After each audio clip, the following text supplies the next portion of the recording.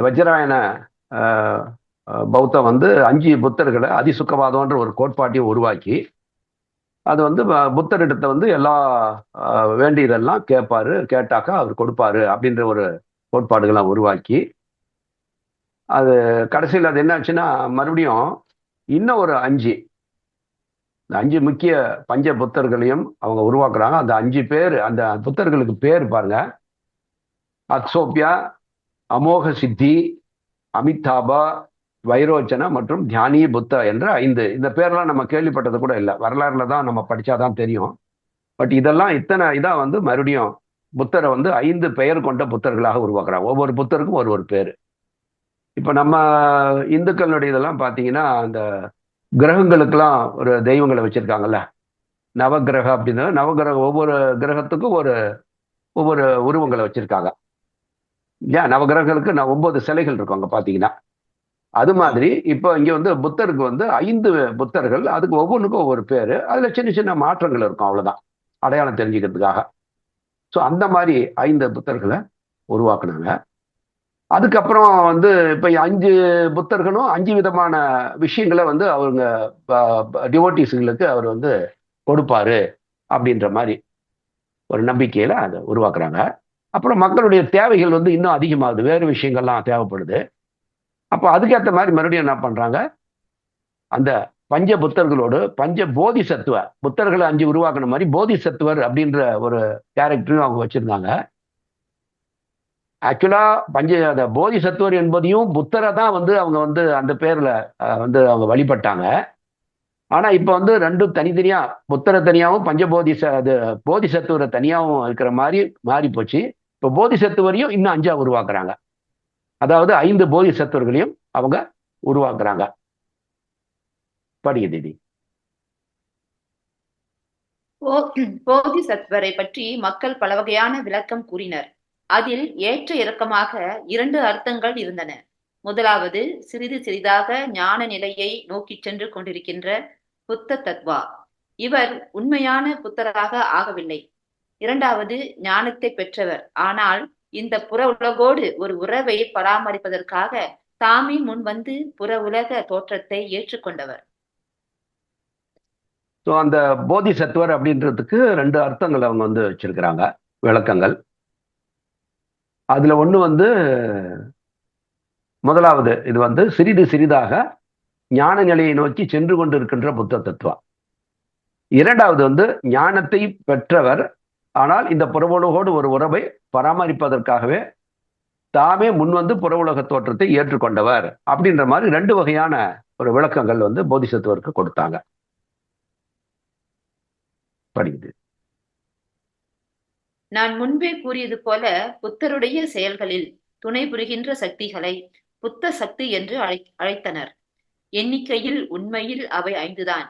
ஆனால் பிறகு அந்த எண்ணிக்கை மக்களுடைய தேவைகளுக்கேற்ப அதிகமானது.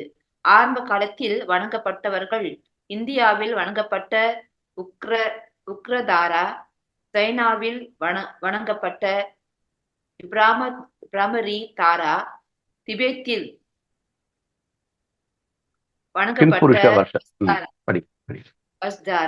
வஜ்ர யோகினி மற்றும் வாராகி, இவர்கள் எல்லாம் வஜ்ராயன காலத்தில் மிகவும் பிரபலமானவர்கள். அதுக்கப்புறம் மறுபடியும் இன்னும் அதிகமான தேவதைகளை வந்து தெய்வங்களை வந்து அவங்க புத்த இதுல வந்து உருவாக்கிட்டே போயிட்டு இருக்கிறாங்க மக்களுடைய தேவைகளுக்கு. இப்ப நம்ம உள்ளூர்ல பாத்தீங்கன்னா இப்ப அந்த அம்மன் அப்படின்னு பாத்தீங்கன்னா, அதே மாதிரி நம்ம இந்து மதத்துல இருக்கக்கூடிய தெய்வங்கள் எல்லாம் பாத்தீங்கன்னா கூட, இப்ப விநாயகர் எடுத்துக்கிட்டீங்கன்னா அதுலயே வந்து பால விநாயகர், அதுக்கு பல விதமான பேர்ல விநாயகர் வச்சிருக்காங்க இல்லையா. அது மாதிரி அதே மாதிரி அம்மன்ல பாத்தீங்கன்னா புதுசு புதுசா பேர் நிறைய இருந்துகிட்டே இருக்கும். ஒரு அம்மனுக்கும் ஒவ்வொரு அம்மன் பேர் இல்லையா, அதெல்லாம் நம்ம பார்த்துக்கிட்டு தான் இருக்கும் இல்லையா.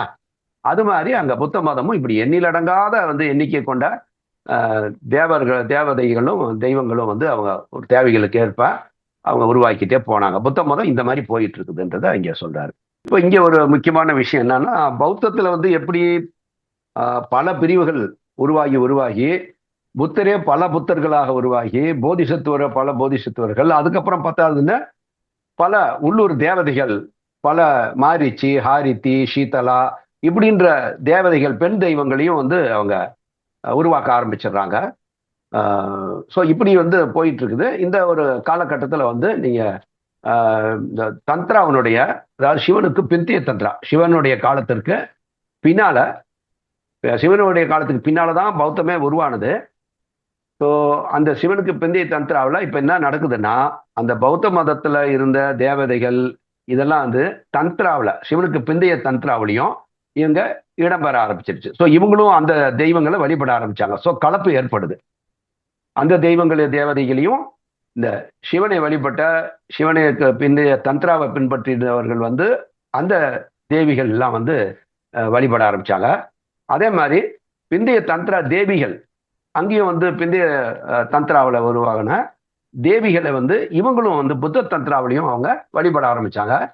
இப்படி இங்க வந்து பாத்தீங்கன்னா இப்ப ரெண்டும் கலக்குது. இந்த தேவதைகளையும் தெய்வங்களையும், அதே மாதிரி பௌத்த மதத்தில் வந்து தேவதைகள் தெய்வங்களையும் வந்து அவங்களும் வழிபட்டாங்க. அந்த தேவதைகள் தெய்வங்களை வந்து இவங்களும் வழிபட ஆரம்பிக்கிறாங்க. இப்படி பரஸ்பரமான மாற்றங்கள் வந்து தொடர ஆரம்பிக்குது. இப்போ அந்த புராண காலத்துல வந்து பல தெய்வங்கள் உருவானது. இந்த புராண காலத்தை பத்தி நம்ம போன சாப்டர்ல கடைசியா நம்ம பார்த்தோம். புராண காலத்துக்கு ஒரு புத்துயிர் கொடுத்தது யாரு பார்த்தோம்ல நம்ம.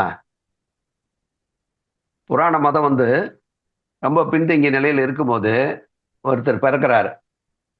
யாருங்க அவரு? சங்கராச்சாரியார். ஆமா, ஆதி சங்கராச்சாரியார் பிறக்கிறாரு. பிறந்ததுக்கு அப்புறம் அவர் வந்து புதிய ஒரு விளக்கங்கள் கொடுக்கிறாரு. நிறைய புராணங்கள் வந்து உருவாகின்றன. புராணம்னு தெரியும், நிறைய கதைகள் தான். தெய்வங்களை பத்தி பல கதைகள் வந்து உருவாக்கி, கதைகள் மூலமாக மக்களை வந்து, இப்போ சாதாரணமா கதைகள்னாவே ஒரு இன்ட்ரெஸ்டிங் தானே மக்களுக்கு. அப்போ கதைகள் மூலமாக தெய்வங்களுடைய அந்த எப்படிலாம் வந்து தெய்வங்கள் வந்து வழிபடும் போது வந்து காப்பாத்துது அப்படின்ற மாதிரி இதெல்லாம் கொடுத்து கதைகள் மூலமாக அவர் வந்து மிக பிரபலமா வர்றாரு. அது வருகின்ற காலத்துல அவரு சிவனுடைய அவதாரம் என்று நினைக்கிற அளவுக்கு அவங்க வந்து நம்ப வைக்கிறாங்க மக்களை. சிவன் தான் மறுபடியும் வந்து பிறந்து வந்துட்டாரு சங்கராச்சாரியருடைய வடிவத்துல அப்படின்ற அளவுக்கு மக்கள் நடுவில் வந்து அந்த ஒரு இதை பரப்புனாங்க அப்படின்றது பார்த்தோம். ஸோ அதுல வந்து அந்த புராணங்கள், பல்வேறு புராணங்கள் உருவாகுது இல்லையா புராண காலத்துல. அதுல பல தெய்வங்கள் தேவதைகள் இது மாதிரிலாம் இருக்குது. ஸோ அதை பத்தி இங்க சொல்லும் போது என்ன சொல்றா பாருங்க.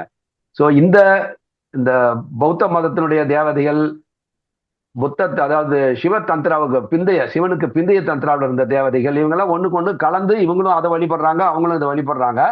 பத்தாவதுக்கு அங்க வந்து மங்களாச்சண்டி, ஓலாச்சண்டி, பணபிபி, சங்கட்டா சண்டி, காலுரா, இப்படி பல்வேறு இதுல வந்து பாத்தீங்கன்னா நிறைய உள்ளூர்ல உள்ளூர்ல அவங்கவுங்க இஷ்டத்துக்கு தெய்வங்களை வந்து உருவாக்க ஆரம்பிச்சிட்டாங்க. நம்ம ஊர்லயும் அப்படித்தானே, திடீர்னு ஏதாவது ஒரு பெயர்ல வந்து ஒரு கோயிலை உருவாக்குனீங்கன்னா அது ஃபேமஸ் ஆயிடுது. அது மாதிரி ஸோ அங்க வந்து அதுக்கு ஒரு தெய்வங்களை உருவாக்கணும் அப்படின்றதுக்கான சட்ட திட்டங்கள்லாம் எதுவும் கிடையாது. யார் வேணாலும் எந்த தெய்வங்களும் உருவாக்கிக்கலாம், வழிபடலாம் அப்படின்ற மாதிரி உள்ளூர்கள்ல அங்கங்க லோக்கலா பல தெய்வங்களை வந்து அவங்களாவே உருவாக்கிக்கிறாங்க. மக்கள் வந்து பயத்தின் காரணமாக இவர்களை வழிபட்டார்கள். சோ மக்களுக்கு பயம், இந்த பயத்தின் காரணமாக இதெல்லாம் எப்படி பயம் உருவாகுதுன்னா இதெல்லாம் கதைகள் தான். சோ அப்படி ஒரு பயத்தை உருவாக்கி இப்ப இவங்களெல்லாம் வழிபட்டோம்னா அதுல இருந்து நாம விடுபட முடியும் அப்படின்ற மாதிரி அதுல புராணங்கள்ல சொல்லப்படுறதுனால பயந்து கொண்டு இவங்கெல்லாம் வழிபட ஆரம்பிக்கிறாங்க. பிற்காலத்துல அந்த தெய்வங்கள் தேவதைகள்ல புத்த தந்திராவிலையும் புராண மதத்திலும் ஏற்றுக்கொள்ளப்பட்டன. எதை? இந்த தெய்வங்களோடு இந்த இப்ப நம்ம முன்னால பார்த்தோம் இல்லையா, மங்களாச்சண்டி, ஓலாச்சண்டி, இந்த மாதிரி இதெல்லாம் பெண் தெய்வங்கள் இதெல்லாமே, அவற்றில் பல வந்து தேவிகள் புத்த தந்திராவிலும் புராண மதத்திலையும் ஏற்றுக்கிறாங்க. இந்த தெய்வங்களையும் இதெல்லாம் உள்ளூர்ல உருவானது. இதையும் வந்து தந்திராவில் ஆட் பண்ணிக்கிறாங்க. இதெல்லாம் லோக்கலா ஜனங்க வந்து உருவாக்கின இந்த தேவிகளைய தந்திராவில் அந்த இதுலயே வந்து லிஸ்ட்ல சேர்த்துக்கிறாங்க எல்லாம். புராண காலத்துல இந்தியாவில் பிரபலமாக இருந்த தெய்வங்கள் மற்றும் தேவிகள் கூட்டம் இதுதான் அப்படின்றாரு. புராண காலத்துல இந்த தெய்வங்கள் தேவிகள்லாம் ரொம்ப பிரபலமா இருந்தது அப்படின்னு சொல்லி சொல்றாரு. ஆனா இங்க சவுத் இந்தியாவை பொறுத்த வரையிலும் இந்த தெய்வங்கள்லாம் யாருக்குமே தெரியாது. இதெல்லாம் வந்து நார்த் இந்தியாவில், திபெத்து, சைனா அந்த மாதிரி இடங்கள்ல தான் இதெல்லாம் பிரபலமா இருந்தது. சவுத் இந்தியாவில் வந்து தென்னிந்திய பகுதிகளில் இதெல்லாம் வந்து யாருக்கும் மக்களுக்கு தெரியாது.